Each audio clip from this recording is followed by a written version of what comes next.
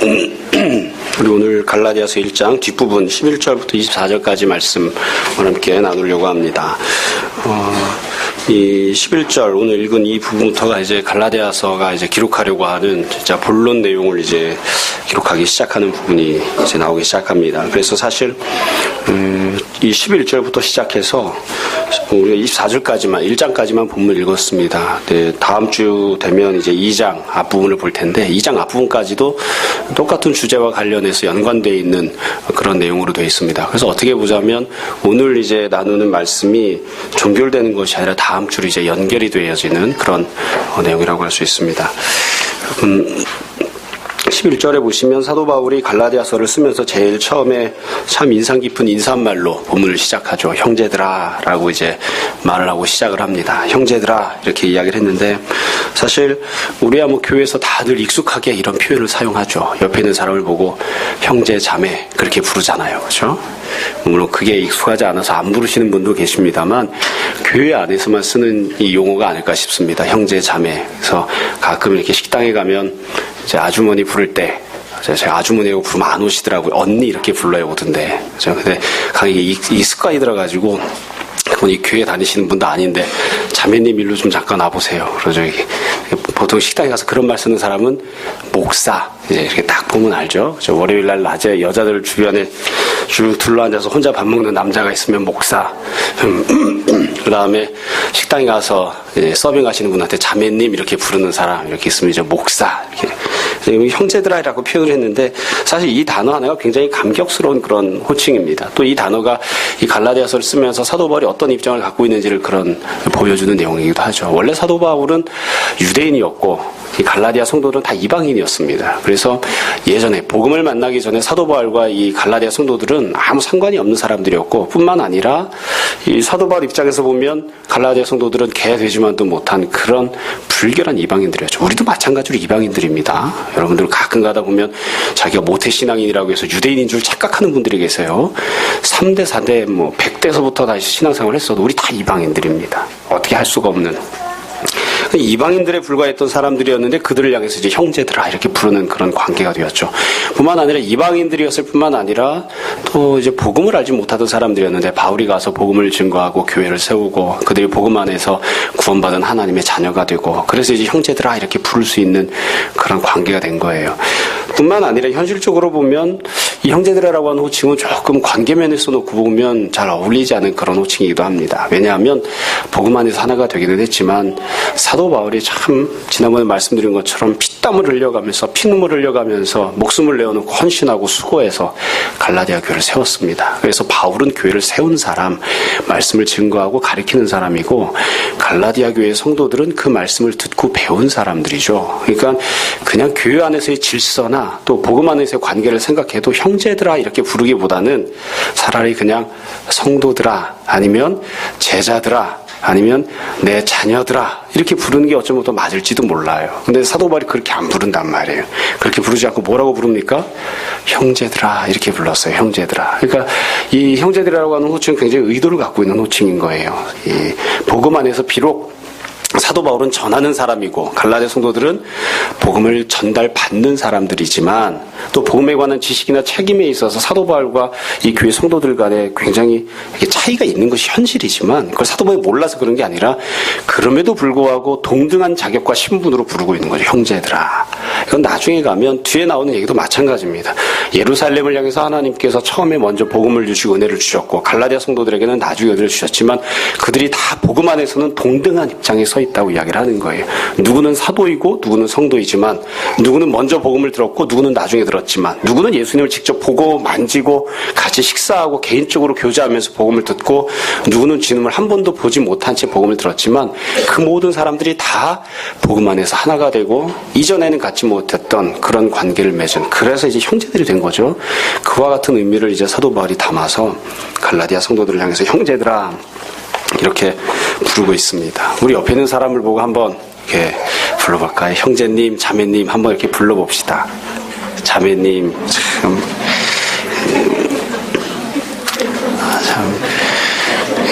우리가 뭐 피 한 방울 섞이지 않았는데 또 또 태어난 곳도 다 다르고 자라나온 곳도 다르고 사회적 환경도 다르고 그런데 그럼에도 불구하고 다 그리스도 안에서 복음 안에서 다 하나님의 자녀가 되었기 때문에 그래서 우리가 다 형제로 자매로 그런 귀한 관계가 되는 사람들이 다 되었습니다.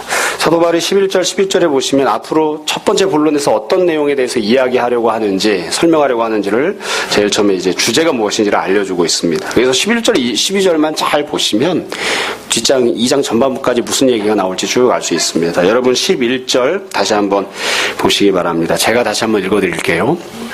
형제들아, 내가 너에게 알게 하노니 내가 전한 복음은 사람의 뜻을 따라 된 것이 아니니라. 이는 내가 사람에게서 받은 것도 아니요 배운 것도 아니요 오직 예수 그리스도의 계시로 말미암은 것이라. 사도 바울이 지금부터 무엇에 대해서 이야기하려고 하는지를 딱 부러지게 이야기합니다. 바로 내가 전한 복음에 대해서 지금부터 설명하겠다 이렇게 이야기를 하는 거예요. 영어로는 The Gospel 정과사를 붙여놓았습니다. The Gospel I preached. 그래서 내가 설교를 했던, 그러니까 지금 설교하고 있는 게 아니고 예전에 이미 설교해서 너희가 들었고 갖고 있고 알고 있는 그 복음은 도대체 어떤 성격과 어떤 본질과 특징을 갖고 있는 것인지에 대해서 다시 한번 이야기하겠다. 그렇게 이야기를 하는 거예요. 이게 지금부터 이야기할 주제입니다. 그러니까 사도 바울이 전해주었던 복음, 사도 바울이 설교했던 복음이 도대체 어떤 것이냐. 그래서 지금부터 나오는 내용을 보시면 복음의 내용에 대해서는 설명을 하지 않습니다. 복음의 내용은 이미 다 듣고 알고 있기 때문에 그 내용에 대해서는 설명을 하지 않아요. 그러니까 네가 이미 들어서 알고 있고 갖고 있는 복음, 그 복음이 도대체 어떤 복음이냐. 이미 사도 바울이 이 갈라디아 성도들과 교회들에게 아주 귀한 선물을 주었는데 이 성도들이 그것을 이미 받아서 갖고 있단 말이에요. 근데 그 사람들이, 갈라디아 성도들이 자기들이 이미 소유하고 있는 그 귀한 선물이 얼마나 귀한 것인지, 어떤 성격을 갖고 있는 것인지를 정확하게 이해를 못하고 있는 거예요. 그러니까 홀대하기도 하고 다른 것이랑 바꿔먹기도 하고 혹은 그냥 처박아 놓기도 하고 그렇게 하고 있죠. 그러니까 사도 바울이 내가 이미 너에게 준 그 선물이 얼마나 귀한 것인지, 내가 너에게 준 선물이 도대체 무엇인지 내가 너희들에게 알려주려고 한다. 이제 그렇게 이야기를 합니다. 그래서 지금부터 하는 얘기들은 다 사도 바울이 전했던 복음, 내가 전한 복음, 바울이 설교했던 복음이 어떤 것이냐. 여기에 대해서 이제 말씀을 이제 알려주는 것이죠. 12절에 보시면 11절 뒷부분부터 12절까지 보시면 바울이 먼저 아주 간단하게 그 내용을 다 설명을 했습니다. 그래서 복음이 어떤 것이냐. 내가 너에게 전해주었던 복음은 사람의 뜻을 따라 된 것이 아니다. 사람의 뜻을 따라 된 것이 아니다. 달리 이야기하면 사람이 누군가가 머리가 좋거나 천지적이거나 뭐 그런 사람이 만들어낸 거, 그걸 내가 보고서 야 신기하다 이래가지고 너희들에게 전해준 것이 아니다. 이거 복음은 출처가 만들어질 때에도 사람이 만든 것도 아니고 또 그 사람이 만들지 않은 복음을 내가 듣거나 배울 때에도 사람을 통해서 듣거나 배운 것이 아니라, 그것이 아니라 12절 마지막 부분에 보시면 오직 예수 그리스도의 계시로 말미암았다. 그러니까 예수 그리스도의 계시로 되어 있는 복음을 내가 너에게 전해주었다. 이렇게 설명했습니다. 그러니까 복음이라고 하는 것은 만들어진 것 자체도 예수님께서 만드신 것이고, 또 사도 바울이 그 복음을 전달받을 때에도 사람을 통해서 전달받은 것이 아니라 예수 그리스도를 통해서 전달받았다. 이렇게 이야기를 하고 있는 것이죠.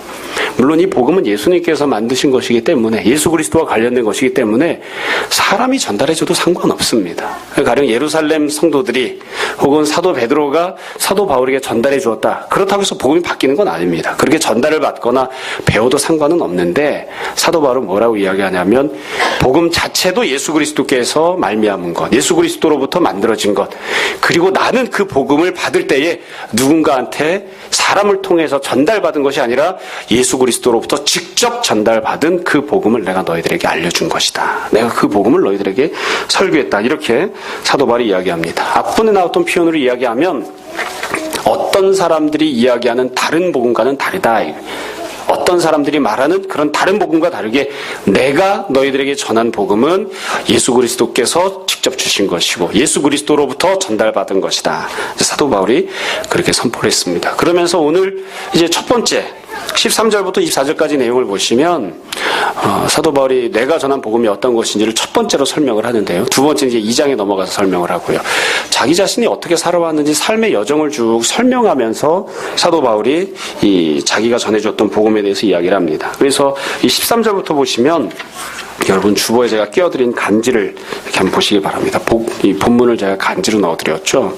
13절부터 보시면 사도 바울이 자기 인생을 크게 셋으로 나누어서 설명을 했습니다. 첫 번째는 예수님 만나기 이전에, 두 번째는 예수님 만났을 때, 세 번째는 예수님 만난 다음에, 이렇게 셋으로 나눠서 자기 자신의 삶에 대해서 설명했는데, 사도 바울이 복음을 증거했으니까 자기가 누구인지에 대해서 이제 설명을 하는 거예요.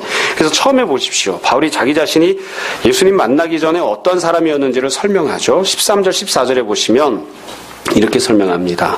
내가 이전에, 예수님 만나기 이전에 유대교에 있을 때에 행한 일을 너희가 들었거니와. 그러니까 사도 바울은 유대교를 믿는 사람이었습니다. 유대교를 믿는 사람이었는데 그냥 유대교를 믿는 사람이 아니라 첫 번째로는 하나님의 교회를 심히 박해하여 멸하던 사람이었다. 그러니까 보통 유대교 성도가 아니라 교회와 복음을 핍박하던 그런 사람이었다. 뿐만 아니라 14절에 보시면 내 동족 중 여러 연갑자보다, 나보다 나이가 많은 사람보다 유대교를 지나치게 믿어 내 조상의 전통에 대하여 더욱 열심히 있었다. 그러니까 사도 바울이 자기 자신이 광적인 바리새파 사람이었다고 그렇게 이야기를 하는 거예요. 그러니까 자기 자신보다 나이가 많고 유대교 전통에 오래 있었던 사람들도 있었지만 그들보다 훨씬 더 열심히 내가 유대교를 믿었던 사람이다. 사도 바울이 자기 자신을 그렇게 설명을 합니다. 그러니까 예수님 만나기 이전에 사도 바울이 어떠했느냐? 유대교에 흠뻑 빠져 있었던 사람, 유대교에 완전히 물들어 있던 사람, 유대교에 광적으로 신앙생활하던 게 바로 자기 자신의 모습이었다. 그렇게 설명하죠. 두 번째로 사도 바울이 자기 자신이 부름받는 장면에 대해서 이야기를 합니다. 여러분 15절, 16절에 보시면 이렇게 되어 있습니다. 그러나 내 어머니의 태로부터 나를 택정하시고 그의 은혜로 나를 부르시니가 그의 아들 이방에 전하기 위하여 그를 내 속에 나타내기를 기뻐하셨을 때에. 그리고 사도 바울이 이제 부름받는 장면인데 이 장면도 이 사도행전이 기록하고 있는 것과는 조금 다른 방식으로 설명을 하고 있어요. 여러분 우리가 잘 아는 대로 사도 바울이 예수님을 만난 건 다메섹으로 가다가 만났죠. 사도 바울이 스데반을 잡아 죽이는 자리에서 돌을 들어 칠 때 가장 맨 앞자리에 있었고 그 다음에 예루살렘에 박해가 있을 때 각각의 집집마다 찾아 들어가서 예수님 믿는 성도들을 끌어다가 감옥에 가둔 일을 했고 그것만으로 성이 차지 않아가지고 다메섹에 있는 사람들까지도 잡아서 이제 옥에 가두기 위해서 다메섹으로 가고 있었습니다. 그 다메섹으로 가는 과정에서 이제 사도 바울이 예수님을 만나게 됐는데 그 사건이 얼마나 중요하고 사도 바울이 굉장히 이제 많이 간증을 했냐면 사도행전에만 놓고 보면 사도행전 안에 그 사건이 3번 기록되어 있습니다. 그러니까 실제로 사도 바울이 다메섹 가다 주님 만나는 사건 한 번 기록하고 그 다음에 사도행전 22장에 보면 사도 바울이 자기에 관련해서 설명하면서 재판 중에 한 번 또 설명하고 그 다음에 26장에 보면 또 자기 재판을 받으면서 그 일에 대해서 또 설명을 한다고요. 그래서 사도 바울이 자기 자신과 관련해서 설명할 때 가장 많이 이야기하는 사건이 다메섹 도상에서 벌어진 사건이에요. 자기 예수님 만났던 사건. 그걸 3번이나 반복해서 설명했습니다. 근데 그 일을 지금 이야기하는 거예요. 근데 지금 이 장면을 보시면 조금 달라요. 사도행전과. 왜 그러냐면 사도 바울은 사건 자체를 설명하는 게 아니고 그 사건이 어떤 의미를 갖고 있는지를 설명하죠. 그러니까 내러티브를 쭉 풀어서 이야기하는 게 아니에요. 내가 다메섹 가다가 하늘에서 빛이 비추고 음성이 들리고 예수님 만났다.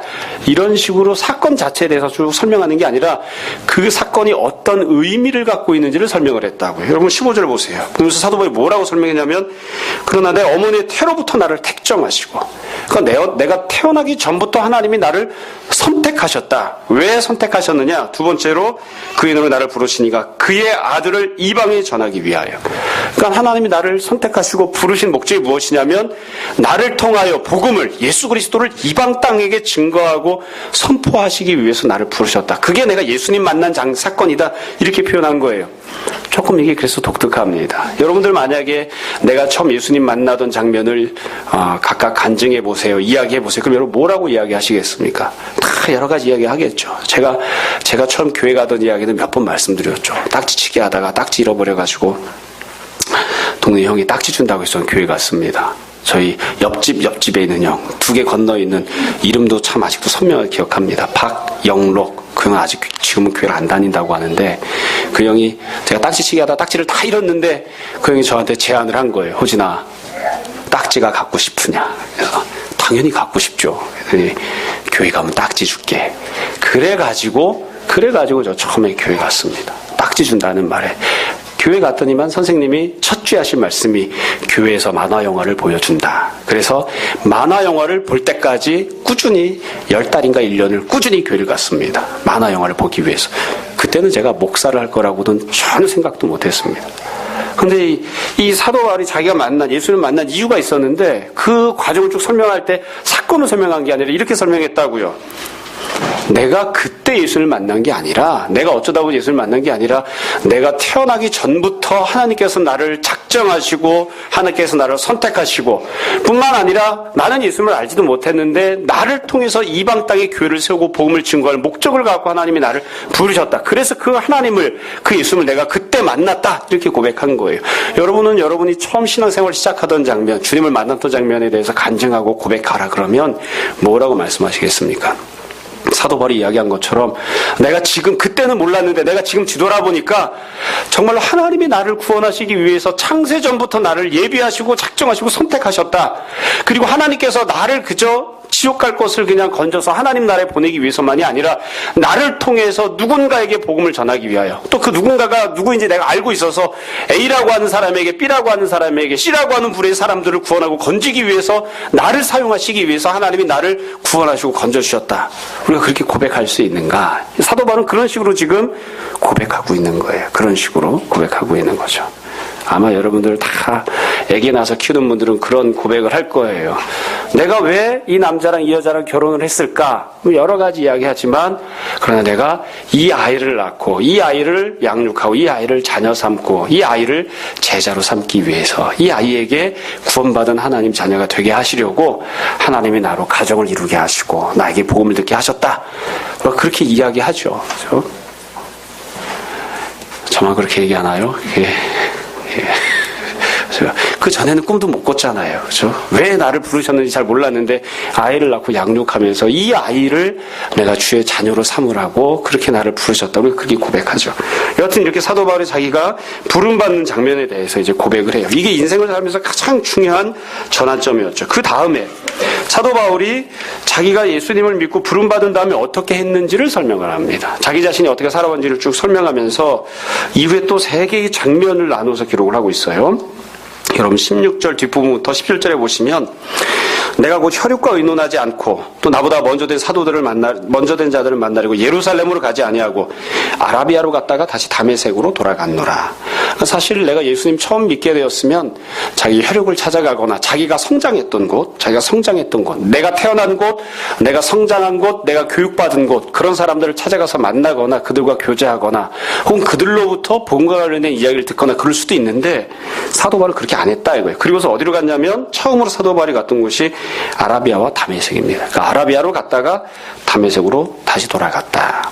이분에 대해서는 사람들이 여러 가지 이야기를 합니다. 아라비아로 왜 갔느냐? 다메섹으로 다시 왜 돌아갔느냐? 이런 얘기하면서 사도 바울이 아마 이곳에 가서 복음 증거하고 사역하기 위해서 준비한 것이 아니냐 이렇게 생각하는 분도 계시는데 저는 그렇게 생각하지 않습니다.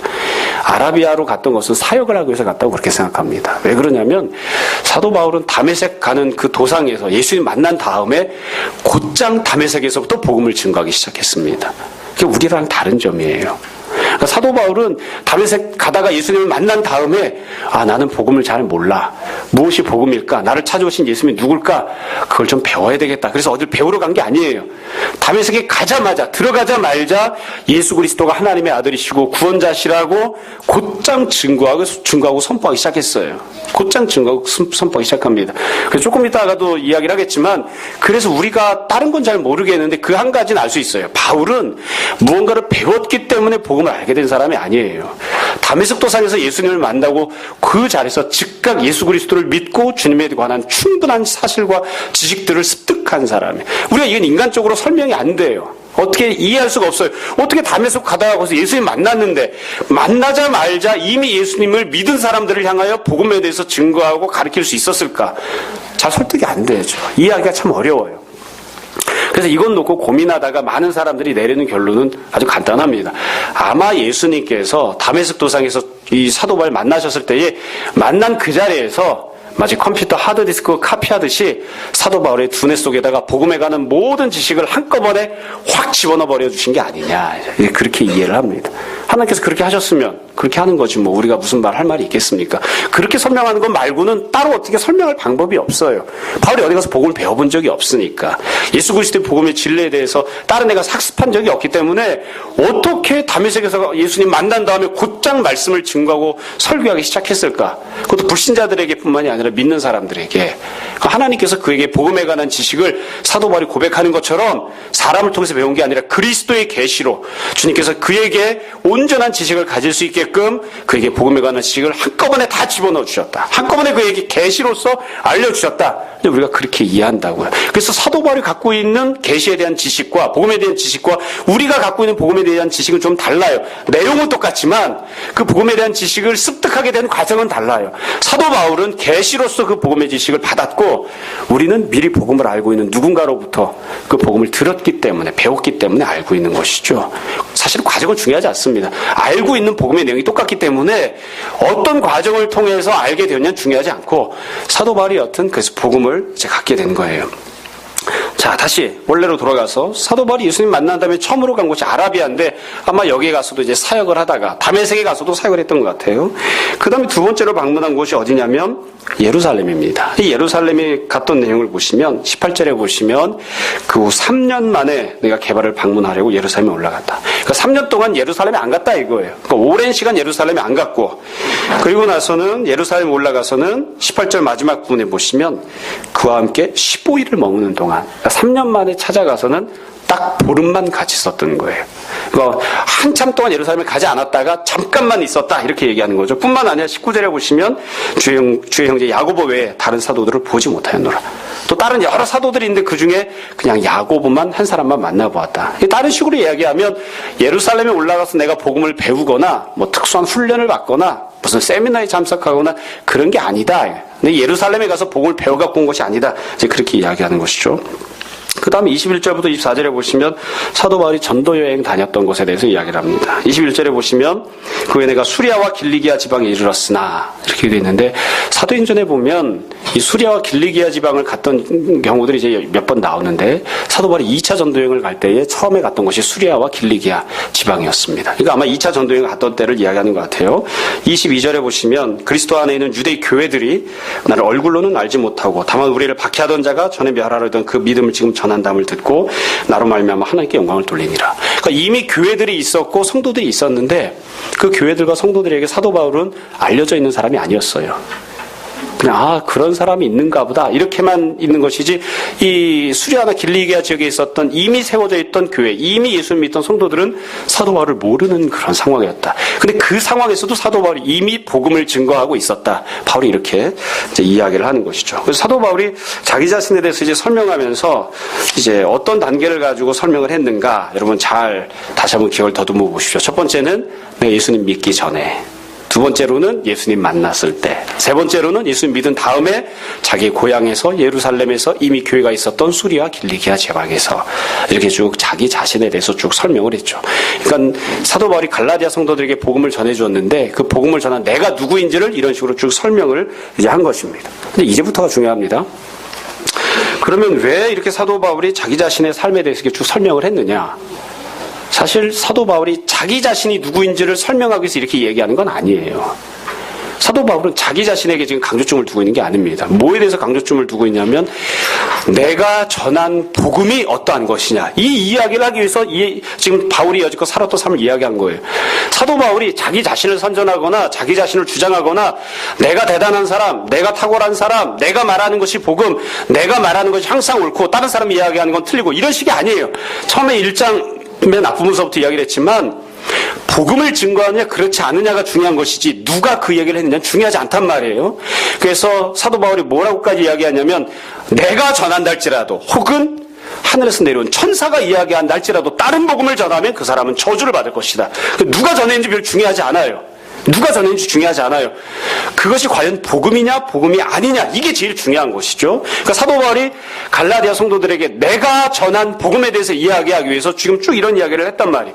그래서 이 사도 바울이 자기 자신의 삶에 대해서 이야기한 이 모습을 통해서 우리가 캐치해야 되는 것, 잡아내야 되는 건 뭐냐면 복음이란 도대체 무엇이냐? 여기에 핵심을 놓고 여기에 초점을 맞춰서 바울의 인생을 이해된다고요.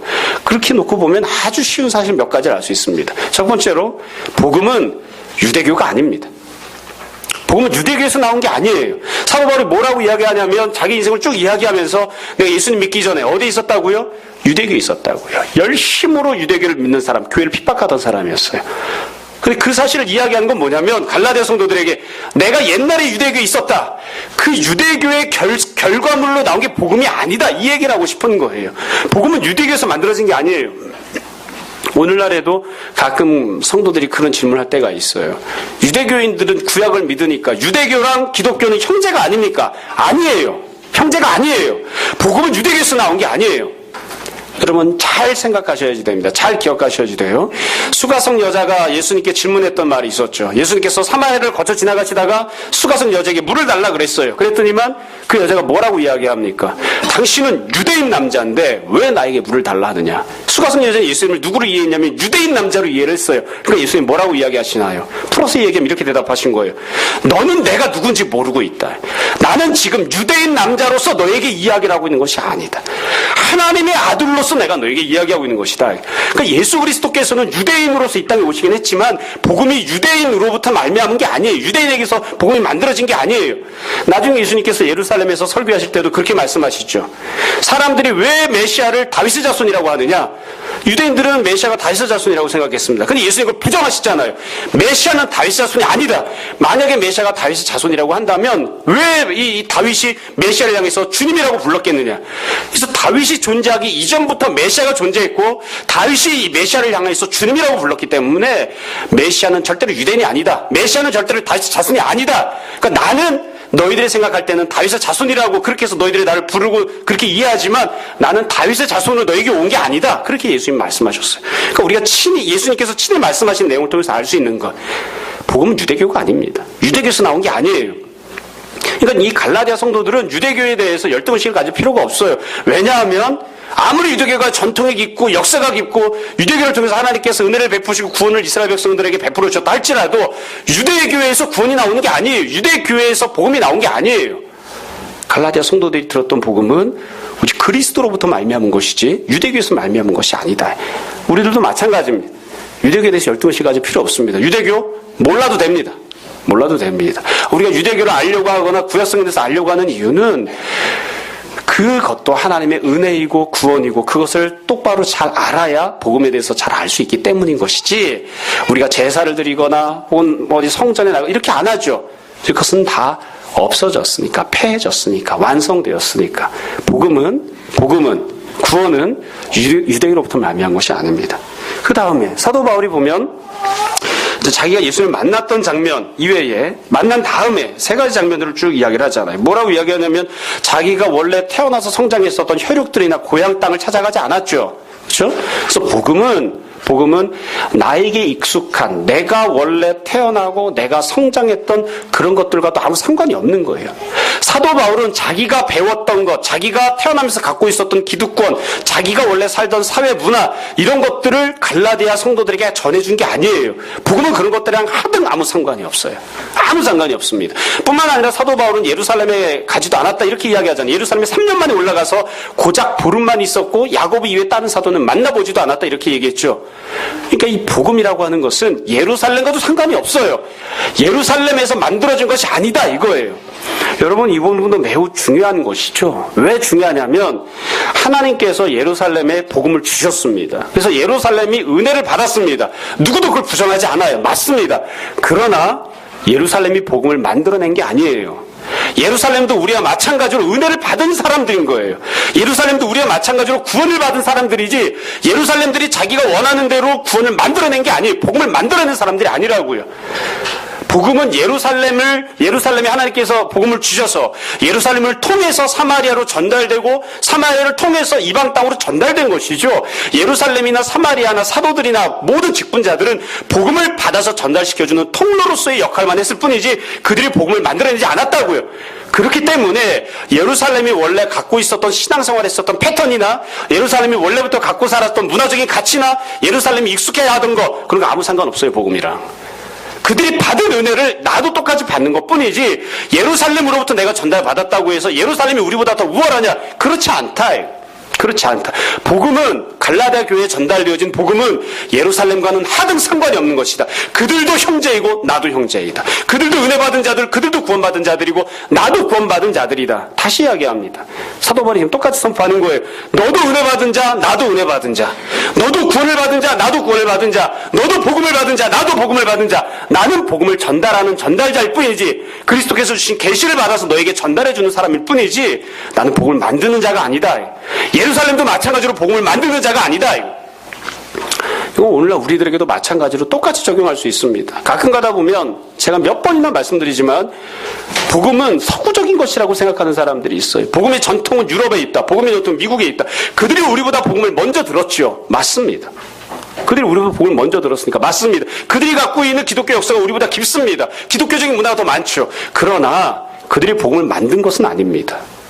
그들이 갖고 있었던 문화나 그들이 갖고 있었던 가치관 중에 복음적이지 않은 것들도 얼마든지 많이 있습니다. 우리가 복음을 들으려면 어디로 가야 되나요? 우리는 예루살렘을 가지 않아요. 복음을 듣기 위해서. 우리는 복음을 듣기 위해서 어디로 가야 합니까? 우리는 미국으로 가지 않습니다. 유럽으로 가지 않아요. 우리는 루터나 칼빈을 찾아가지 않아요. 복음을 듣기 위해서. 우리 성경으로 가면 됩니다. 예수 그리스도를 만나면 되는 것입니다. 왜 간단한 길을 놔두고 먼 데로 돌아가느냐고요. 하나님께서 그들에게 베푸신 은혜가 우리가 받은 은혜와 동일하다. 동일하다. 뒤에 나오는 내용도 마찬가지예요. 수리아 길리기아 지역에 이미 교회들이 있죠. 그들도 이미 복음을 받았어요. 복음을 받았어요. 근데 그들에게 가서 배운 것이 아니었다. 사도 바울이 지금 그렇게 선포를 합니다. 그래서 사도 바울이 지금 이야기하는 내용은 아주 간단해요. 내가 너희들에게 전한 복음이 있는데 내가 전한 복음은 유대교에서부터 생겨난 것도 아니고 혹은 예루살렘으로부터 먼저 복음을 받거나 구원받거나 은혜받은 사람들로부터 생겨난 것도 아니다. 내가 너희들에게 전한 복음은 그리스도께서 나에게 계시로 주신 것이고 그리고 이 복음을 내가 너희들에게 그대로 선포하고 전했다. 그들이 받은 것과 동일한 은혜를 내가 너희들에게 마찬가지로 나눠주었고 나도 그 은혜를 받은 사람이다. 지금 그렇게 고백하고 선포하고 있습니다. 한 가지를 더 우리가 기억할 필요가 있습니다. 그럼 사도 바울이 예루살렘이나 다른 사도들이 했던 사역들에 대해서 부정하거나 그것이 의미 없다고 했느냐? 그렇지 않습니다. 그렇지 않습니다. 우리가 잘 아는 대로 사도행전 15장에 보면 사도 바울이 1차 전도여행을 마치고 안독에 돌아와 있었을 때였는데 그때 유대 땅에서 왔던 어떤 형제들이 잘못된 주장을 했죠. 할례를 받아야만 구원을 받을 수 있다라고 잘못된 주장을 하는 사람들이 교회 안에 들어왔습니다. 구원과 관련해서 이단적인 사상이 교회 안에 들어온 거예요. 그런데 사도 바울이 이 문제를 어떻게 처리했냐면 자기와 바나바가 함께 더불어서 교회를 지키기 위해서 복음 안에서 지키기 위해서 변론하고 논쟁하고 그들과 싸웠고 뿐만 아니라 그 다음에 어떻게 했냐면 예루살렘에 갔습니다. 예루살렘에 가서 사도들에게 물어본 거예요. 무엇이 복음입니까? 무엇이 하나님 뜻에 합당한 것입니까? 무엇이 진짜로 구원받는 것에 합당한 것입니까? 라고 예루살렘 사도들에게 물어봤어요. 그리고 예루살렘 사도들이 모여서 회의를 했다고요. 그게 그 유명한 첫 번째 공의회, 첫 번째로 모였던 예루살렘 공의회입니다. 거기에서 사도들이 함께 결론을 내려주었죠. 율법을 지키는 것과 구원받는 것은 아무 상관이 없다. 그래가지고 그때 편지를 써줬다고요. 그래서 사도 바울이 그 편지를 받아가지고 2차 전도여행 때, 3차 전도여행 때도 그 편지를 가지고 돌아다니면서 이방 땅에 있는 교회 성도들이 보여주었어요. 예루살렘에 있었던 교회, 예루살렘에 있던 사도들도 이와 같이 결정을 했다. 이게 복음이라고 확증을 해주었다. 율법을 지키는 것과 구원받는 것, 할례를 받아야만 구원받는 것 아무 상관이 없다. 누군가 너희들에게 들어와서 그렇게 가르치거나 주장하면 옳지 않다고 배척하라. 그리고선 예루살렘 사도들이 써준 편지를 들고 다니면서 전도여행을 돌아다녔다고요. 무슨 말이냐면 사도 바울은 예루살렘이나 사도들이 복음을 만든 것이 아니다 그렇게 이야기하지만 그렇게 주장하고 사람들에게 그렇게 가르쳤지만 그러나 그렇다고 해서 예루살렘이나 사도들이 아무 의미가 없다고 가르친 건 아니에요. 이 두 가지는 매우 명확하게 다른 것입니다. 예루살렘에서 가르쳤던 것, 사도들이 증거했던 것, 태반이 다 옳은 것이죠. 그러나 그들이 가르치거나 증거했던 것이 몽땅 다 옳은 것은 아닙니다. 왜냐하면 그들은 은혜를 받은 자들, 복음을 받은 자들일 뿐이지 복음을 만들어내는 자들은 아니기 때문이에요. 우리 이 두 가지를 잘 구별을 해야지 돼요. 어떤 교회가 아주 훌륭한 교회가 있다고 칩시다. 그럼 그 교회에서 하는 건 모두 다 맞나요? 그렇지 않습니다. 목숨 내놓고 신앙생활하는 목회자가 있다고 칩시다. 그 목회자가 하는 말은 몽땅 다 옳은가요? 그렇지 않습니다.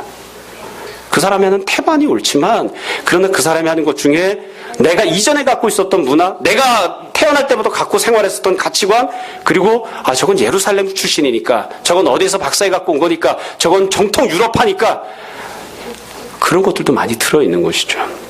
예전에 언젠가 그 이야기하면서 좀 개인적으로 마음에 들지 않지만 그렇게 이야기한 때가 있었어요. 뭐냐면 우리는 예배 드릴 때에 어린아이들까지 같이 예배를 드리잖아요. 그러니까 어르신들이 힘들어합니다. 처음에 오시는 분들은 어려워하는 경우들이 있어요. 애들이 시끄럽게 떠드니까. 애들이 떠들기 마련이지 어떡하겠어요. 개인적으로 생각하면 저는 애들이 조용히 예배를 잘 들을 수 있다고 그렇게 생각하고 그렇게 믿는 사람입니다. 가리키면 된다고 생각을 해요. 애가 왜 예배 시간에 울어? 안 가리키니까 울지. 안 가리키니까 우는 거예요. 애가 왜 예배 시간에 왔다 갔다 해? 안 가리키니까 왔다 갔다 하는 것이지. 어떻게 가리킬 수 있나요? 예배 시간에 가리켜서는 안 돼요. 집에서 가정 예배를 드리면서 가리켜야 예배 시간에 와서 안 돌아다녀요. 집에서 가정 예배 해봐서 알아요. 해봐서 알아요. 좀 미안하긴 하지만 뭐 좋은 것까지는 어쩔 수 없지만 우리 집에서 애들 키울 때 첫째, 둘째, 제가 교회 개척할 때 둘째가 뱃속에 있었잖아요. 태어나서부터 지금까지 성경 공부하면 2시간 동안 성경 공부 애들 다 앉혀놓고 있어요. 애들 다 해요. 할 수 있어요. 근데 우리 집에다만 했느냐? 아니에요. 못생긴 백주연이도 같이 앉아서 했단 말이에요. 백주연이만 했느냐? 아니에요. 우리 교회 성장했던 다른 애들도 다 같이 앉아서 떠들지 않고 다 예배 드렸어요. 다 할 수 있어요. 다만 우리 집에가 가니까 니네 집에도 그렇게 해라. 제가 그렇게 윽박드리지 않는 것뿐이에요. 얼마든지 할 수 있어요. 근데 비참한 건 뭐냐면 제가 지금부터 말씀드리는 건 뭐냐면 주일학교가 어디서 생겼느냐? 미국에서 생긴 거예요. 썬데이 스쿨은 미국 거예요. 우리나라 게 아니고. 미국은 다 좋은 건가요? 왜 미국계 우리나라에 들어가게 됐냐면 어른들 예배 드릴 때에 애들이 자꾸 울고 시끄럽게 하니까 방해가 된다. 애들도 같이 예배 드리기만 하자. 이게 아니고 애들은 따로 떼어내서 그들에게 맞는 교육을 하자. 그래서 애들은 애들에게 맞는 복음을 전하자 한 거예요. 그게 100% 틀린 건 아니에요. 굉장히 중요한 유용성이 있습니다. 따로 떼어놨다고요. 그래서 우리는 미국 선교사나 그쪽 측에 있는 선교사들이 들어와서 교회를 세웠기 때문에 당연히 그렇게 해야 되는 줄 알았어요. 당연히 그렇게 해야 되는 줄 알았어요. 근데 제가 예배를 이렇게 들을 때 애들을 같이 예배 드리면 그렇게 묻는 분들이 있어요. 왜 주일학교를 따로 하지 않느냐? 주일학교 따로 합니다, 저희도. 근데 왜 애들을 따로 예배를 드리게 하지 않느냐? 그게 옳은 것인데 왜 그게 옳죠? 왜 그게 옳죠? 만약에 애들을 따로 예배 드리게 하는 것이 성경에 써 있다고 하면 제가 그렇게 할 거예요. 그게 성경적이라고 한다면. 근데 그런 분들에게 제가 설득할 때 뭐라고 설득해야 되냐면 이렇게 설득해야 돼요. 미국에서 들어온 게 주일학교고요. 원래 미국보다 기독교 역사가 오래된 유럽에서는 가족이 다 함께 예배드립니다. 그래서 우린 유럽 스타일입니다. 비참한 거예요. 미국 스타일이 꼭 성경적인가요? 아니에요.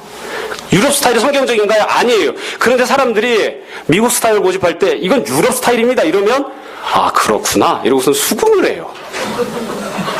원래 어떻게 수긍을 해야 하는 게 맞습니까? 이게 성경적입니다. 성경에서는 이렇게 했습니다. 예수님께서 아이들이 내게 오는 것을 금하지 말라고 하셨습니다. 그래서 어린이들이 같이 예배드리는 건 어린이 주일만이 아니고 누구든지 어린아이건 누구건 다 함께 예배드릴 수 있어야 합니다. 다만 그 아이가 갖고 있는 특성 때문에 시끄럽게 하거나 떠들어서 다른 사람들이 예배드리는데 회방이 되거나 방해가 되게 하면 그건 정말 미안한 일이고 그건 하나님 앞에서 옳지 않으니까 가정에서 할 수 있는 대로 아이들을 잘 예배드릴 수 있도록 잘 교육시켜주고 또 그게 정 안 될 때는 조금씩 또 뒤에 가든지 뭐 여튼 이게 성경적인 것입니다. 이게 그리스도의 뜻입니다. 이렇게 해야 되는데 그게 아니고 이게 예루살렘에서는 이렇게 해왔습니다. 이게 길리기아 지역에 있는 교회에서는 이렇게 해왔습니다. 사도들이 이렇게 주장했습니다. 그렇게 이야기해야 사람들이 수긍을 한단 말이죠. 그리고 받아들여요. 그렇게 하는 것은 옳지 않다. 사도 바울이 지금 그렇게 이야기하는 거예요. 내가 너희들에게 증거했던 복음이 어떠한 것이냐? 내가 너희들에게 가르쳤던 그 복음이 어떠한 것이냐? 그것은 유대교에서 나온 것이 아니다. 그래서 우리보다 먼저 신앙생활하고 우리보다 먼저 복음을 들었던 예루살렘에서부터 만들어진 것도 아니다. 나는 너희들에게 하나님께서 나에게 주신 그리스도의 계시로서의 복음을 너희들에게 증거하고 선포하고 그것을 내가 너희들에게 주었다. 지금 그렇게 이야기를 하고 있습니다. 말씀을 정리하려고 합니다. 뭐 어렵지 않습니다. 여러분 갈라디아 교회가 어떤 복음을 받았는가는 사실 부차적이고요. 정말 중요한 문제는 우리는 어떤 복음을 받았는가입니다. 여러분은 어떤 복음을 받으셨습니까? 여러분이 갖고 있는 복음은 무엇입니까? 어떤 것이 여러분이 갖고 있는 복음이 갖고 있는 본질적인 특징입니까? 우리가 갖고 있는 복음의 내용은 우리가 다 알고 있습니다. 잘 알고 있어요. 복음의 내용이 무엇입니까? 우리가 다 죄악 가운데 태어나서 죄를 먹고 마시고 생활해서 하나님께서 정하신 지옥의 영원한 형벌과 심판을 면할 수 없는 존재. 형벌이 정해져 있는 존재, 심판이 정해져 있는 존재였는데 우리를 이 악한 세대에서 건지시고 우리에게 구원과 하나님 나라의 소망을 주시기 위해서 하나님께서 하나밖에 없는 독생자 예수 그리스도를 이 땅 가운데 보내주셨고 그분께서 우리의 모든 죄를 담당하시고 그분께서 우리가 마땅히 받아야 되는 모든 죄와 형벌을 그분께서 스스로 다 짊어지셔서 십자가에 달려 못 박힘 당하여 죽임 당하시고 그래서 그 예수 그리스도의 죽임 당하신 것을 믿기만 하면 그분께서 우리의 모든 죄를 다 용서하시고 그분께서 우리의 모든 죄값을 다 담당하신 것을 믿기만 하면 그럼 우리가 다 그 모든 죄사함을 받고 죄의 형벌에서 우리가 다 건짐을 받고 우리가 이전과는 달리 하나님의 자녀가 되어지고 영생과 구원을 소유하는 자가 되어지고 이 땅에서뿐만이 아니라 죽은 이후에 하나님 나라에 들어가서 영원한 생명과 구원을 얻고 누리는 자들이 될 것이라고 하는 그게 바로 우리가 갖고 있는 복음입니다. 우리가 들은 복음이에요. 아무도 이 복음에 다른 것을 첨가하지 않아요. 첨가할 수 없어요. 사도 바울이 첨가하든 천사가 첨가하든 거기에다가 다른 무언가를 첨가하면 그건 다 잘못된 거예요. 악한 것들이고 저주를 받아 마땅한 것들이죠. 근데 사도 바울이 지금 선포하는 것처럼 우리는 도대체 어떤 복음을 갖고 있는가? 우리가 받은 복음이 어디서 말미암은 것인지를 한번 생각해 보세요. 우리가 예수님 믿기 이전에 우리는 어떤 사회에서 살았습니까? 우리 다 유교가 판을 치는 세상에서 살았습니다. 우리 태어날 때부터 예수님 믿는 사람 아무도 없습니다. 모태신앙이 있을지 모르지만 태어났을 때부터 예수님을 영접한 사람은 아무도 없어요. 근데 우리가 태어났을 때 살았던 이 세상이 어떠하냐? 예수님 믿기 이전에 예수님 만나기 이전에 살았던 세상이 어떠하냐? 우리는 다 알게 모르게 유교인으로 살아요. 불교인으로 살고 샤머니즘에 물들어 있는 사람들로 살아요. 기복주에 물든 사람들로 그렇게 살아요. 복음은 그런 게 아니에요. 복음은 그런 게 아니에요. 그런데 사람들은 다 익숙하게 어떤 생활들을 하냐면 복음을 갖다 놓고 자꾸 유교에다가 맞춰요. 유교의 가치관이 맞아야 복음에 마치 의미가 있느냐? 전혀 다른데 우리 그런 복음을 받아들인 게 아니에요. 여러분 우리가 복음을 들을 때 어디서 복음을 들었습니까? 여러분 가만히 생각해 보십시오. 처음 여러분들에게 복음을 증거하고 전해주었던 사람 그리고 예배 드리면서 말씀을 들을 때 저는 예루살렘에 가본 적이 없습니다. 사진으로만 봤지. 예루살렘에 가서 복음 배우지 않았습니다. 제가 선포하고 증거하는 복음은 사도 바울이 전한 복음입니다. 사도 바울이 그리스도의 계시로 받아서 증거한 복음을 여러분들에게 설교하고 선포하는 것이지 제가 따로 계시를 받는 게 아니에요. 제가 따로 예루살렘에 가서 배우는 게 아니에요. 우리가 갖고 있는 복음은 어떠한 것입니까? 우리가 갖고 있는 복음도 바울이 전했던 바로 그 복음입니다. 그래서 우리가 이 말씀을 들 때 꼭 기억해야 됩니다. 내가 갖고 있는 복음 위에 다른 것을 첨가하면 안 됩니다. 우리는 복음을 만드는 사람들이 아니에요. 내가 갖고 있는 복음 위에 다른 무언가를 더 각색하거나 첨가하거나 빼거나 보태거나 해서는 안 됩니다. 심지어 계시를 받아서 천사가 이야기했다 할지라도 기록되어 있는 성경 말씀과 이 사도 바울이 전해주었던 그 복음 이외에 다른 무언가를 여기다가 절대로 보태면 안 됩니다. 천사가 이야기했다고요? 그 천사는 저주를 받을 것입니다. 네가 환상을 보고 계시를 받았기 때문에 네가 본 환상과 계시가 저주를 받을 것입니다. 예루살렘에 가서 배워왔기 때문에 예루살렘이 저주를 받을 것입니다. 사도 바울이 전해준 복음 이외에 다른 그 무엇도 여기다가 첨가하면 안 되는 거예요. 보태면 안 돼요. 우리는 받은 것만 증거하고 받은 것만 전하는 사람들이에요. 우리들이 쉽게 물들고 우리들이 쉽게 넘어가는 부분이 어떤 것들인지 생각해 보세요. 제가 계속 지긋지긋하게 이야기하죠. 자꾸 복음에다가 유교적인 가치관을 집어넣지 마세요. 교회는 국가에 충성하는 기관이 아니에요. 교회 앞에는 태극기나 미국 성종이를 걸 필요가 없어요. 우리는 나라에서 가리키는 가치관대로 도덕적으로 살라고 주장하고 가리키는 곳이 아니에요.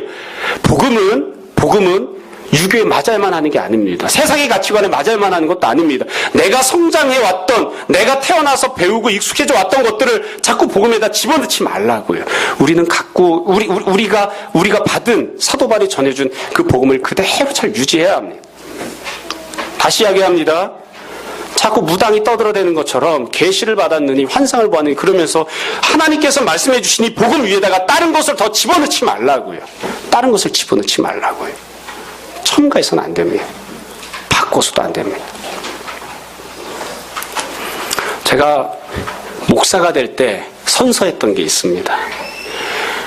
목회자가 될 때는 저희 교단은 장로교단이잖아요. 그렇죠? 모르시는 분도 계시겠습니다만 저희 교회가 속해 있는 교단은 대한예수교 장로회, 엄격하게 얘기하면 합동측입니다. 똥을 모아놨다 어떤 분이 그래서 합동 그렇게 얘기하는 분도 있어요. 지저분한 거 다 한다고. 그렇죠? 평신대학 이제 측입니다. 저도 총신대학 나온 사람입니다. 근데 목사가 되려고 하면 목사 고시가 있어요. 면접 시간에 질문하고 대답해요. 그런데 목사 안수할 때 어떻게 하냐면 질문을 합니다. 앞에서 선서하게끔 하고 맹세하게끔 해서 질문을 해요. 웨스트민스터 소요리 문답 어쩌고 저쩌고를 신앙의 신조로 받아들이고 어쩌고 저쩌고 하겠느냐? 전 대답 안 했어요.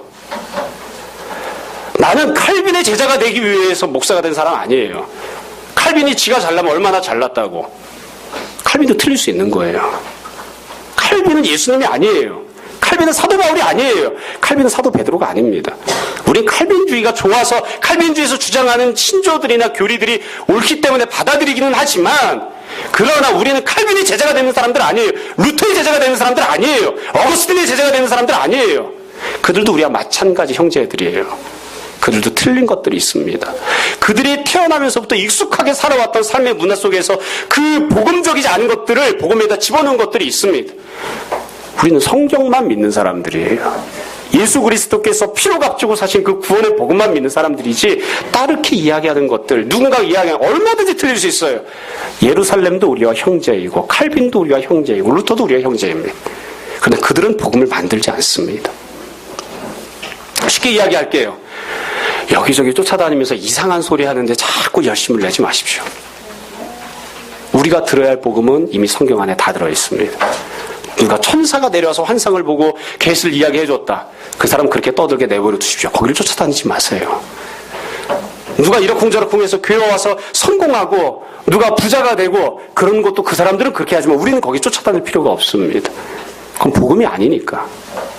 복음에다 자꾸 다른 무엇인가를 첨가한 것들이니까 성공 신화를 거기다가 첨가를 하든 아니면 유교적인 가치관을 거기다 첨가를 하든 천사가 이야기하는 계시를 첨가하든 우리는 다른 것들을 다 쫓아다녀서는 안 되는 사람들입니다. 여러분 다시 한번 잘 생각해 봅시다. 여러분들이 갖고 있는 복음은 여러분들이 듣고 있는 복음은 여러분들이 이미 알고 있는 복음은 누구에게로부터 주어진 것입니까? 우리는 베드로나 바울이나 혹은 저나 제 믿음의 선배들이나 여러 사람들이 전해준 복음을 듣고 배우고 알게 되었지만 우리는 그리스도께서 주신 그리스도의 계시로서의 복음, 바울이 전한 복음만을 복음으로 받고 믿는 사람들입니다. 다른 무엇도 복음의 자리를 대체하게 해서는 안 됩니다. 다른 무엇도 복음을 더럽히거나 오염시키게 허용해서는 안 됩니다. 은근슬쩍 타협하게 만들거나 다른 것들을 추종하게끔 하는 모든 악한 것들에 대해서 우리가 잘 분별할 수 있었으면 좋겠습니다. 우리가 우리 삶을 다시 한번 돌이켜보고 과연 내가 복음이 아닌데도 불구하고 복음인 것인 양 추종하거나 가치를 두거나 혹은 복음이 아님에도 불구하고 내 인생을 구원해주는 하나님의 말씀이 아님에도 불구하고 그런 것들이 좋은 것인 양 열심을 내고 있는 것들이 없는지 다시 한번 잘 살펴보시기 바랍니다. 모쪼록 주님께서 우리에게 주신 그리스도의 계시로 우리에게 주어진 오직 예수 그리스도를 통해 구원받는 그 복음의 진리만이 여러분과 우리 삶의 참된 빛과 진리가 되기를 주님의 이름으로 축원합니다. 한 시간 잠시 기도하겠습니다. 오늘 말씀을 정돈해 보십시오. 우리 시간 함께 회개와 결단의 기도합시다. 함께 기도하겠습니다.